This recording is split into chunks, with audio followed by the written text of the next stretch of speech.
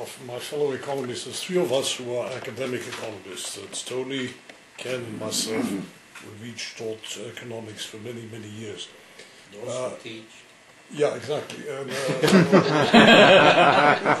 I wanted to ask my colleagues whether one of the casualties of this crisis is not some of the things we've been teaching in economics.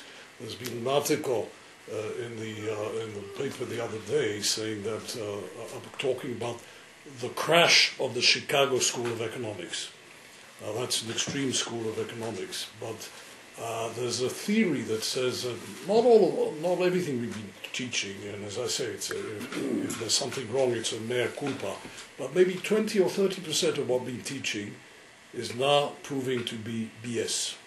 And I was wondering what Tony and Ken think about that, or whether we are not, we don't have a paradigm shift in the making. Dear Tony. Well, I hate to... you have 500 students in your class. I'm on my way out. But I hate to disappoint Kimon. I think to me the leading academic failure in my own department was the abolition of the course on business cycles some 20 years ago, since it doesn't exist anymore. The great Keynesian insight has overcome it. Now, that I think was a big mistake. In terms of the Chicago School of Economics, one has to be very careful. The notion has always been that people act out of rational self-interest, and that somehow works out. In this particular case, we have seen a very bad example of how it does not work out. Now, I would, rather than search in terms of theoretical roots, I'd go another way and ask, what does that theory really say? And I realize it's late in the hour and it's complicated, the subject, but here it goes. What we say is that rational managers maximize the present value of the firm.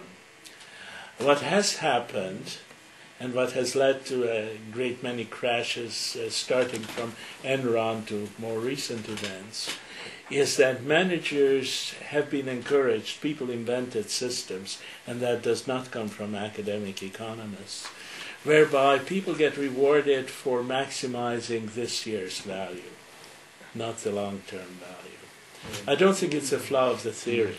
It's a flaw of our ability to apply the theory the way it's supposed to be.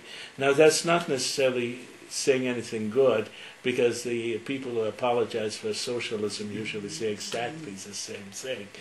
Great theory never managed to apply it. In other words, the good news in all this, yes, there is work to be done, not only for us, but for the next 2, 3, 4 generations as well. Hallelujah. One of the casualties is finance and the commerce faculty.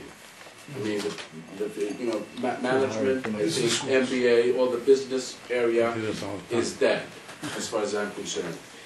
And, you're talking about Concordia, or you're talking about... Well, in general.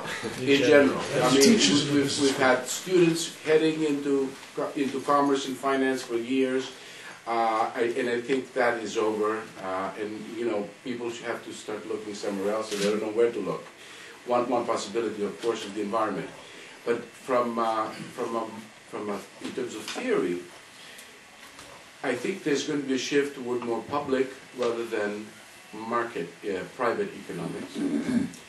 And we're going to start looking at markets, at the imperfections of markets more than the perfections. Economists have long indicated and have been very open about it that markets are not perfect. We'd like to put more emphasis on the perfect side when the assumptions are there and markets work well, and the fruits that gives us.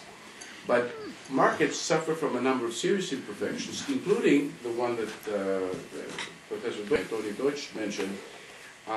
We are myopic as far as the future is concerned. The markets cannot see clearly in the future. So that's one of the major market imperfections. Do not discount the future properly. So I think there's going to be more focus in that area. Great. And we'll start with next week. We'll do that.